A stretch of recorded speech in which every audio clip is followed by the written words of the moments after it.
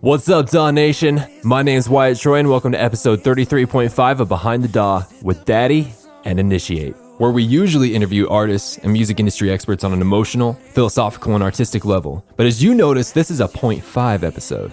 And on these episodes, we take the audio from our YouTube series In the DAW, where we invite artists to dissect their songs in real time, and we put it in a podcast form, so you can partake of it and listen to it on the go, and get that perfect combination of emotional and technical knowledge. And the best part of all of this is that it's free. Forever, no matter what. Our only request is that if you enjoy this podcast, and it's really helping you along your musical journey, go ahead and check out the Behind the DAW Patreon, and consider supporting the channel for just $1 a month. If you have any feedback, question, comments, concerns, or you just want to talk, you can contact me at wyatt@behindthedaw.net. All right, DAW Nation, let's get into it.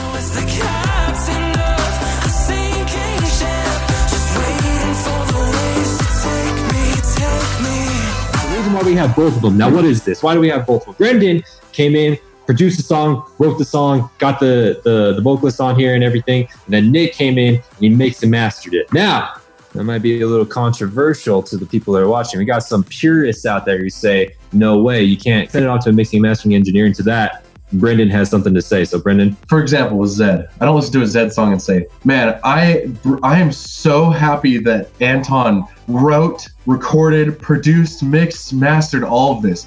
I get so much joy just because Anton did it all by himself. That's why I enjoy this song. It's kind of silly when you think of it like that, but that's literally how people treat it. It's like, if someone didn't do the whole thing themselves, they they diss on that person. But we enjoy music because it sounds good and it gives us an experience. And so I believe that we're living in the age of collaboration and we're living in the age of technology, and we're able to make really cool music by just working with multiple people. And so if you're new and you may not have the experience of 6 years or more with mixing and mastering, you can still have an awesome song if you do what you can and then send it off to someone who can maybe pick up the slack where you can. So while I may not be the best at mixing and mastering, I can still make a really cool song by just sending it off to somebody who does know what they're doing. I've been listening to a lot of the podcast Entrepreneurs on Fire, and on it, he had a guy that come on that said, in order to start your dream, whether it's a business or, you being a producer or whatever, you don't have to get it perfect. You just have to get it started. And so I think it's bullcrap that we, as a producer community, think that you have to be perfect or at least acceptable at certain areas before you can come in. Why can't you just be really good at one thing and then be learning the things you're not good at, but sending it out to people who are really good at it so you can start putting stuff out and growing that way? So at the end of the day, that is the whole concept of being a producer, right? Is creating stuff, putting it out, and then ever progressing. So why wait until you've had, like you said, Brendan, 6 to 7 years of experience? Yeah, I think also something to be said too is don't ever use that as an excuse to stop learning, because when it comes down to trying to get an idea out of your head, no one can do it better than you. And I think that's really important to remember, is you can't always rely on other people to make something sound the way you want to. So make sure you're taking the time to learn for yourself the things you're outsourcing, because first of all, it's important to understand so you can explain to somebody else. And second of all, you're just going to get a better product the farther along you can bring it. And so that's just something to remember too, is while, you can use other resources, make sure you're not being lazy and that you're taking the time to learn as you're working with other people, especially asking questions. I feel like 90% of my education has been in music has been from not necessarily even YouTube tutorials, or no offense, Multiplier, I love your YouTube. No, but it's from asking people who know better than me to explain how to do things. And so I think it's important when you are working with people to make sure you learn from them and their experience, because it's invaluable to learn from another person. If you're starting a business, you can do, say, the accounting yourself. And certainly if you're, say, in the first few months of business and maybe you've got quite a simple business, you can do the accounts yourself, but it's perfectly fine to outsource that once you get to a certain stage. But at the same time, it's also, just as Brendan was saying, you have to know the basics to almost know how to communicate with the person you're outsourcing it to. So you need to know the basics of accounting before you can start to even talk in a productive way with an accountant. And the same applies to someone who's doing your mixing or mastering. If you're not aware of the basic concepts of loudness, or at least the broad concepts behind why you're mastering, it's just really hard to have a constructive dialogue with the mastering engineers. So yeah, perfectly cool to outsource, obviously, but yeah, it's important to know some of the basic ideas behind it. And one more thought too, along with that multiplier that I think is really important is and Wyatt and I have talked about this before, and this may be more behind the DAW thing, but you really got to view your production education as like going to college. It takes 4 years to get a normal degree. Plus, if you want to get into a master's, it takes much longer. And sometimes you got to realize, it's going to take you some time to get good, but how many stories have we heard of people creating successful businesses during college, right? Even though they're still learning and they may not have their degree yet, they may not have learned all of the pieces. Some people have still created multi-billion-dollar companies by working while they're in college. And so you don't have to think, I have to wait until I'm 7 years old in production to make anything and release it. Because the truth is there's some artists, and I don't want to name any names because I don't want to, but some of the world's biggest artists have released some pretty simplistic produced songs, and then you can tell they've worked with a team and then blown up. And it's just, you can tell, they probably didn't do that all by themselves, but they were still able to get a lot of success and then kind of grow into that success as they got older. So basically what I'm trying to say is it's never too early to start releasing music and start doing something with your talents. You don't have to be a starving artist the entire time that you're learning. That's just something I think that's important to understand too. That's really, really good. All right. Should we get into it? Get into it though? Let's do it. Yeah. Finally, before we get started, I want to remind everyone about the In the DAW and the Behind the DAW Patreon. It is going freaking amazing. We've more than doubled our patrons in the last week alone. There's tons of benefits, including a private community, private production lessons, putting your songs out on our weekly email, you coming on the show. There's all kinds of stuff. And so I highly encourage you to go check that out because that is the lifeblood of this channel and how we keep going. And in fact, this is amazing because we have our very first patron ever as the guest today. The very first one. He was the one who started it. So thank you, Brendan. Daddy. Just a quick plug. So they're super responsive. They will respond to your questions as a patron. I literally had this idea for a reward and they did it within like 24 hours. It was super cool sample pack. So, I've gotten so much value out of being a patron. So you'll love it too. How did this particular track start off? Did you start off with the music and then do the vocals? Or was it more of an idea for a track with the lyrics and then building the song around that? Yeah, great question. So I almost always start with piano. So I was actually at my grandma's house on her old school stand-up piano, and I just had this idea for a song about wandering. And so I sat down on her piano bench on a Sunday during family dinner when everyone was in the other room, and I just started writing this song. And it just kind of like came, the chords and stuff like that. So once I had gotten like the structure and the verses and choruses out, I came home and I recorded it into my DAW, and it was just a piano track. That's kind of how I started with this. And then I started building around it with I start with the more organic instruments, so like the guitar, the bass, and then I started adding in some more of the electronic elements. I feel like that approach that you took where like you hammered out the melodic part of it first, I found so much success in doing that because there's been times where I've started with like the sound design first and then moved on to the melodic stuff, and I have found success in that. But I would say like 80% of the time, if I can flesh out a melodic idea first, it's just like it feels like everything flows after that. Is that what you're saying? Yeah, especially with like a very feely song. I feel like you're going to get a little bit more emotion starting with the melodic content rather than the sonic content, just because, I guess they're both important, but for me, I really get more feels out of working with melodies first and like lyrics and stuff like that. It tends to be how I advise people to start tracks like this, because it's almost like the more you do production, the more you get an ear for the finer details of mixing and sound design, the more you can almost get too distracted by the mixing and the sound design to even get some good chords and chord progressions going. Like I find I'm almost fixing resonances that are problems before I'm writing the chord progressions sometimes. The very beginning lead guitar-ish sound. What is that? Because that was beautiful. So it's a guitar. So let me open it up. So plot freaking twist. So here it is. So it's that bitch crying. Okay, so we recorded a guitar, and I want to say it was a Les Paul, gold, beautiful Les Paul. And we just plugged it directly into my Duet Apogee, and then we threw some Valhalla Shimmer on it, which is by far one of my favorite plugins. If you haven't messed with Shimmer or Valhalla Room, those are basically my go-to reverbs. They just make everything sound so epic and big. And then we EQ'd out some of the lows, boosted some of the frequencies and the highs, and then we took Serum and we threw a little bit of down sample on it actually to make it a little grittier. not a lot, but just a little. And that's something I often do is I like to downsample things to kind of just add a little bit of grit and different type of sound. Flanger on there and some phaser. And then we just have it auto filtered in basically. And so, yeah, that's just real guitar. And so my buddy Steele, South Duty, he's in Scarlet and Steel. If you haven't checked them out, they're awesome.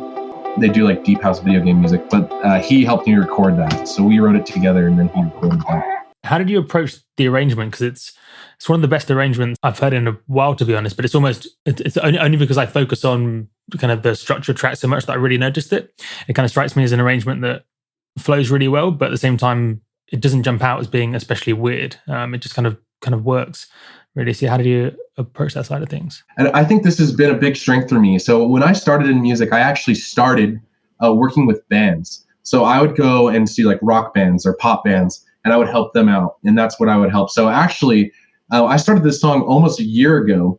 And originally, I was considering writing it for a band that I had been working with. And so I actually structured it as like a band rock pop song. And so I kind of listened to some songs that were more along in that genre. Kind of has almost like a rock or like pop kind of vibe, you know what I mean? And when it starts, and that's kind of how I structured it out, which I think actually ended up becoming a strength because it had that kind of popular song structure, which led into making it into a dope, 128 drop house song, progressive house song. I really wrote it as more of a pop song rather than like a EDM song at first. I find sometimes in electronic music, it's almost like we build it in these like blocks for DJs at the expense of just listening to it generally. I think so. Yeah, totally. And I think that's another strength that came from playing live is because when a band plays live, it's very freeform. It's not like DJs where you have to tempo match and everything, which makes it, well, obviously it's going to make my music a little harder for people to DJ to because it doesn't have the intro kick and the outro kick. But at the same time, it does give a different kind of spin and feel onto kind of more of the progressive house feel. Tell me about your vocal recording process. Awesome. So as always, I always record my vocals on iPhone to start. So these are my vocals that I recorded. What is life? What is love? I'm obviously not the ending vocalist, but I wrote these songs the same day, or these lyrics the same day I was recording on the piano. And then I took these lyrics and I basically showed it to this guy, Devin Barris, and he's amazing. He's the lead vocalist in a band called Sunsleep. If you guys haven't checked them out, they're amazing. They're touring right now. I want to say they're on tour with Dance Gavin Dance. I love like the emo, like rock scene. Like I grew up on emo music. My first concert was Asking Alexandria. Like I went to A Day to Remember, Devil Wears Prada, like all those bands, post-hardcore emo. So when I had the chance to work with somebody who was kind of in that scene, I was so stoked to have that kind of vibe on top of this song. And so anyways, I sent this to him and I basically was like, hey, dude, you want to work on this? And he's like, yeah. I was like, what if I come over tonight? He's like, let's do it. So I went over at like 10 p.m. and we just tracked at his house. And he ended up not making too many changes, which was pretty cool because, I mean, obviously I'm not the best vocalist, but I feel like I'm a pretty solid writer. But we just went there and kind of banged it out. He added his own flair to it. And you'll hear he's a freaking amazing vocalist. But. What is life? What is love? So, and then we kind of went on and did some harmonies. And that was a lot of his magic. Like he's definitely the master of harmonies. And the cool thing is he actually processed a lot of the vocals himself. And that's actually something I like to do when I'm working with vocalists is if they're an experienced vocalist, I usually like to say, hey, why don't you send me the raw files of what we recorded? And then I actually want you to process your vocals like you'd like to hear them. And so that way I can get a raw, version if I need to really change it to fit the song. But I feel like it actually makes vocalists a little more comfortable if they can work with their own, if they can send me what they want their voice to sound like so that I can kind of mold it around there, if that makes sense. It helps the vocalist be a little more happy with the final project. So actually, I believe most of this, because I sent him to you processed, didn't I? Didn't I, Nick? You did. Like, I really didn't have to do much to him. It was more tonality changes. But the vocals, when you sent them to me, I was like, wow, okay, these are already good. He knows what he's doing. I think processing the vocal with the vocalist or having them work on it is a really big key to getting the vocalist happy with the way their vocals sound on the track. So we did a lot of it together. Did you do any auto tune or anything on the vocals, or were they all pretty much good from the recording? It was Logic he recorded in, but he used like Waves Tune, I think is what it was. And I was looking at it, but he did a really good job. I want to look into that. I want to say that's what it was. But yeah, it's light tuning. I mean, we used light tuning, but he's a freaking amazing vocalist, so it wasn't anything crazy. And I'm always a little more on the side of light. I love a little bit of human error. I love being able to hear some incongruencies, and I think that also goes along with just my love for more aggressive, more raw type of music and vocals. And so I think this one, his type of vocals, there is a little bit of, human error, and it's not perfect, but I really, really like that. I think it just really fits the vibe of the song. Talk to me about your sound design in the drop. Yeah, so this is actually probably the part where I feel like Nick really helped. So my drop actually sounds a little different than the drop on the final version. Basically, I had come up with a drop, and I'll show it to you guys. And Nick basically just threw an arpeggiator on it and double timed it, really. So I'll show you the original. This is what I did.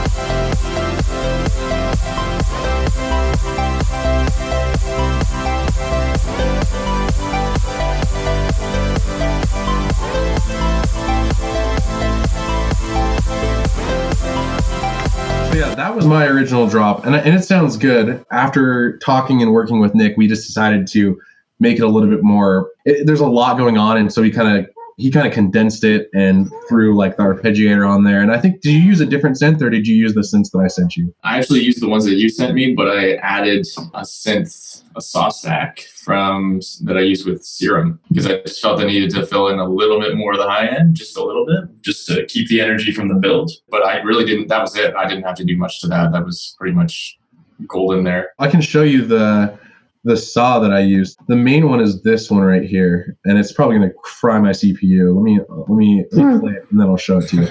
So.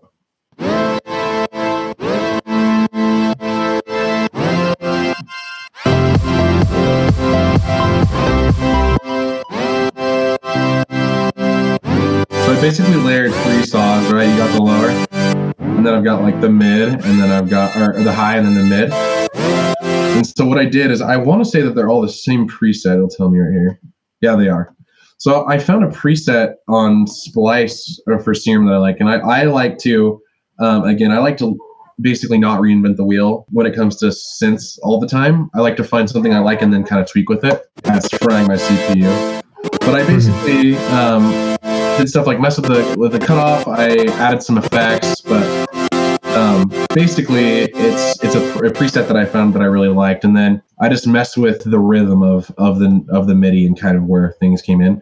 And I think the attack on these sounds really good. I think it just sounds really cool and crisp, and that's how I made the super saws there. How did you know when the song was complete from a songwriting perspective? I'm all about emotion in the songs. I try to like really convey a certain type of emotion when I'm writing a song. And so when I feel like I can write a whole song and listen to the whole thing and nothing breaks that emotion that I'm trying to convey, that's when I feel like it's finished. And so if I'm like writing a song and producing it, and then there's a part that's like, oh, that kind of is not finished, I will continue working on it. And I think it was once I finally got that drop down and some of the drum fills and the second verse, I feel like once I had really completed those, I just knew like, okay, this is as far as I'm going to take it.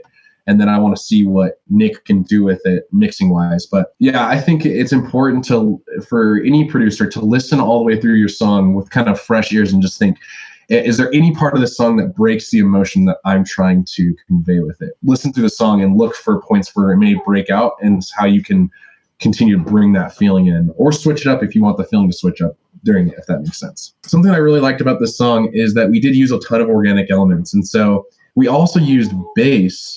Like we used a ton of guitar. So like this buildup and everything is guitar. And then we used like more of it, like strumming background. In the background, that's kind of the higher up. Let me see if I can find the bass. Yeah. So we just used like a ton of real organic instruments. So this was I think it was a Fender Jazzmaster. And I would personally recommend to any producer to use as many organic feeling instruments as you can in a song. It just adds a level of realness. So anyways, that's just something that I thought I would share that I really liked about the song, is that it just had so many organic elements that I feel really brought it to life. Why, you remember that one time, was it AU5 that blasted our ears out? I was the one that told you guys. You were the one? Yeah. But That was you? That was me. It was like so embarrassed I was like in my office just watching the stream. And I was like, yeah, well, if you put that to like the low latency or whatever draft mode, it should just like take down the CPU. Excision like would have been proud. Excision would have loved that one for sure. What is your overall mixing process? You know what I mean? Like, how do you strategically go about mixing not only this song, but any song in general? So the first thing I would think about is like, what are the most important elements of this track? So for that, it's definitely going to be some really good drums. Vocals are like the main thing because they sound amazing. So we wanted to accentuate those. The moves I would make for mixing is like, how do I get everything to sound like one cohesive thing rather than have everything kind of just sound like, oh, these sound good, but it like you need to look at everything as like a collective dish of sorts.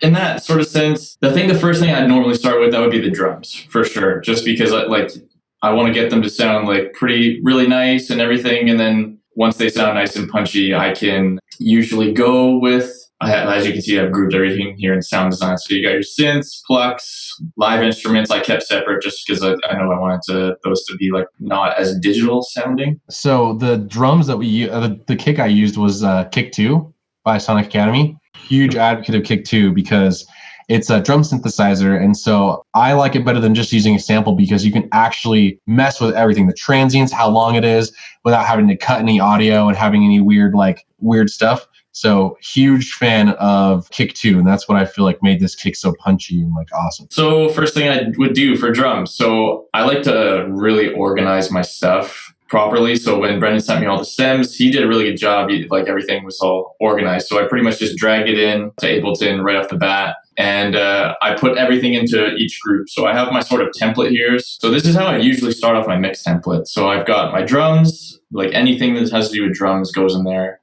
Lows is typically like your sub or like low mids if there's like a Reese in there or something like that. And then sound design pretty much is like your mid basses, lead synths, plucks, any of that kind of thing. And after that, live instruments, because this one seemed to have some piano and guitar and stuff like that. Vocals, everything to do with vocals is there. And then Atmos is essentially like some pads, like atmospherics, right? So impacts, effects, all that sort of thing. And then I will actually process these like this is the group. So I'll process them each individually. And then this is like, here's another plug. Slate Digital has all these analog emulated plugins, and they're an absolute game changer. You can get some good sounding mixes out of stock plugins for sure, like in any DAW, but these plugins have been like a godsend. And the fact is that they are insanely cheap.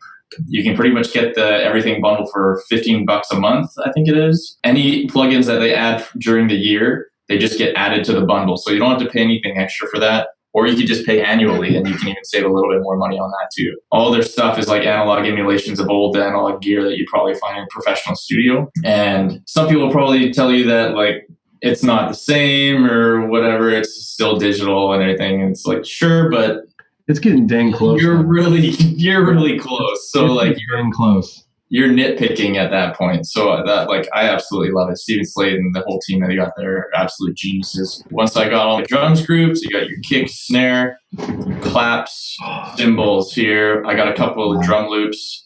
And that was it for that. And then in terms of how I send them to my reverbs for a drum verb, I don't put any reverb on the kick and snare because I want those two to be the most upfront and present in the mix, of course, for dance music. From then on, I group all of that into another group, which is, I love Ableton for that because that was one of the greatest things they added with Live 10 for sure. I had pretty much everything leveled in all my smaller groups where I wanted them. And then, but I just wanted to get some more pop out of that. So that's where I got neutron transient shaper for drums from Isotope. And it's a multi-band transient shaper. Essentially, you got your attack, you got your sustain. You can either make it a more tight kind of kick, or you can give it some sustain in that low end. Same thing for each band here. It goes into 3 bands. That was really able to like give me a lot of punch in that low end for that kick. And then I wanted to have some like really kind of snappy high end transients for it, but I didn't want all the high end to take up a lot of the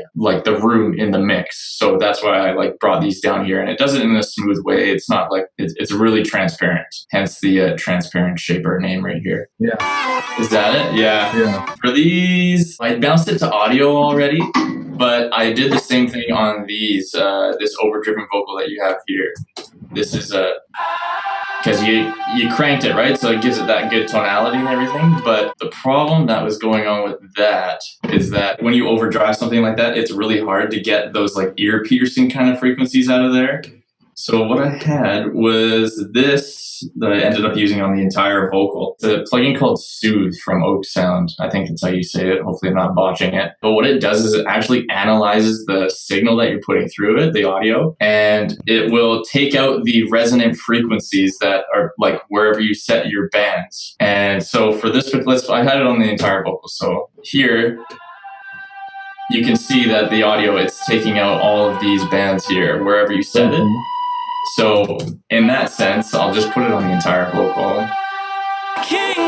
And that was something that really even helped smooth out the vocals a little bit. And if anything ever got a little too harsh, this plugin is basically taking out those frequencies. That is amazing. This delta button, yeah, you can select the depth of how much you want it. So I put it like right in a spot where I thought the vocals sat in the mix rather than being like a little too up front or a little too back. And you can select the sharpness and selectivity of these resonant frequencies that you want to be taken out. The cool part I like about this with this plugin is that when you hit delta, it actually shows you exactly what it's taking out. And it, in a cool way. So, but here's the cool part about that is that, so I use that on these overdriven vocals because they were just really harsh. What it did is that I just took them all out. I cranked the depth up, and it just seemed to, for some reason, like kill the sound. Like it made it go static. It was flat. Didn't sound good at all. And so I flicked it into delta, and all of a sudden I had all of the good parts of that overdriven vocal. So it kind of works in an opposite. It worked in like an opposite way. Like what it thought was the bad signals was the good signals. Was the good stuff. So and it ended up sounding super sick in the mix. Yeah, so it basically is extracting all the good parts of the sound. So that like insanely versatile plugin, like it was worth, oh man, I don't know how much it is. I think it's almost like 250 something pounds or whatever it is. So you can hear it, like it adds the tonality, but it doesn't kill your ears. And so when it's layered in with like your background vocals, that like the background vocals just widen everything out. And then with the lead vocal, oh man, I love that. I love what he did there with that. And then you got your synth style vocals there. So I did that on the synth style vocals as well. And I kind of got a little crazy with how good, like how I was obsessed with the plugin for a little bit during this session. So I used it on a lot of stuff. It's really good on low CPU. Like if you want to just use it on a few things, it's good. But you can actually oversample up to 4. And then it has a resolution that goes to ultra. And then I actually put it on the master, but like I use it very, very, very subtly on the master. And then when I'm ready to bounce it out to audio, I just crank it. I put it ×4 ultra. Like back to the drums, I got all the drums sounding exactly the way I wanted them. Usually like on the individual channels, I'll just pretty much do some EQ. Here's just a little bit of automation to make sure the kick's not like punching throughout the entire build here. You can just see the high pass filter going there right here. I can only hear Of course I had the vocals solos.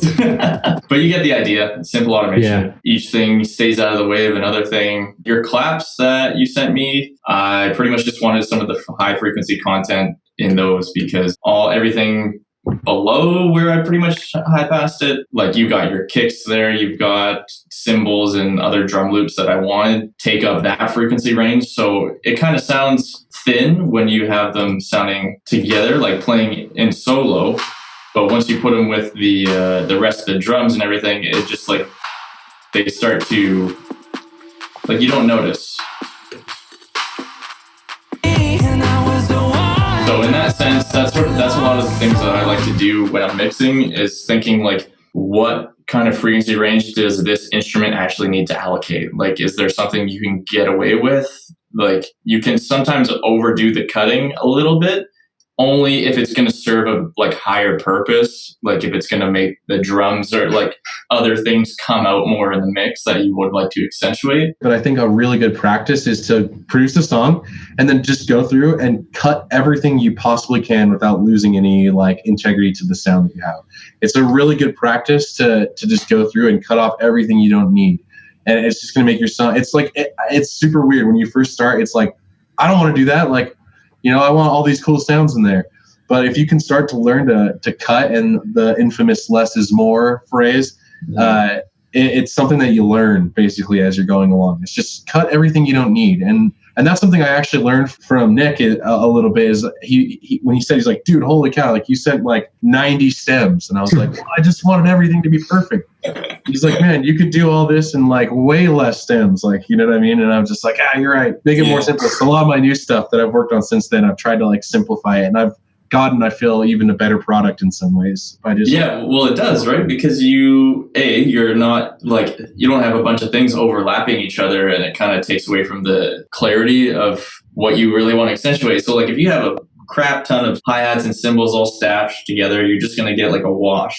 So I think it was something that Austin Collins at U5 said on your stream was, how do you get the most impact out of something with the least amount, I guess, like things that like to use. So like, how do you get like the tightest sounding, nicest sounding drums with like an impact out of those things with like the least amount of effort, essentially? So because I get into that groove too when I'm producing my own tracks, is that, oh, this sounds great, this sample sounds cool, and you want to overlap everything and kind of layer, and then you like leave for a day and you come back and you're like, oh man, like it doesn't sound how I thought it sounded, and you realize like you start cutting things away. And all the clarity of your like drums, snares, and hi-hats all start to come out.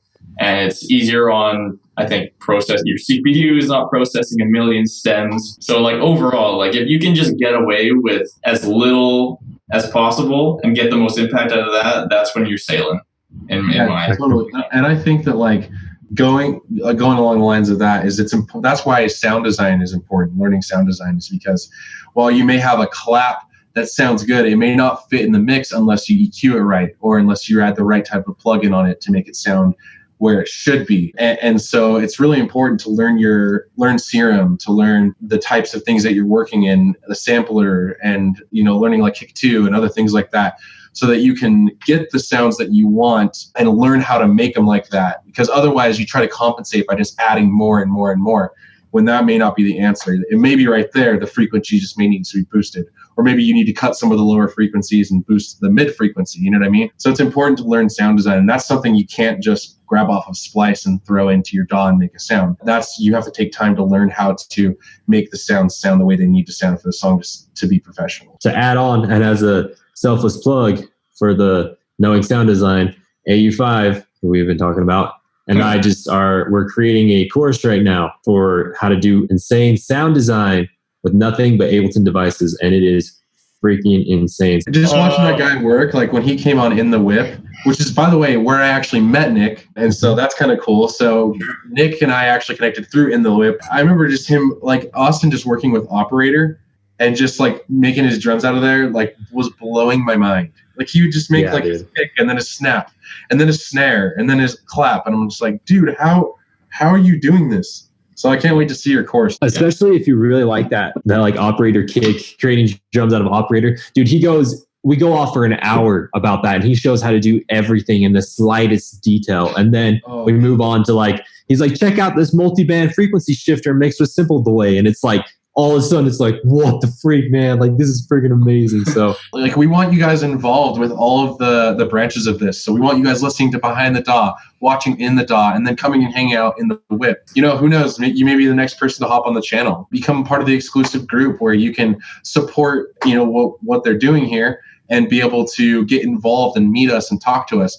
And we want you to be involved with us. And so best way is to do that is to come on in the whip, comment in the comments here. We're happy to talk with you, chat with you if you have questions. And yeah, who knows, you may be the next person to be on an episode hanging out with us. Bringing it back to here, that was a lot of plugs, but hopefully there's a lot of value in those plugs for you guys.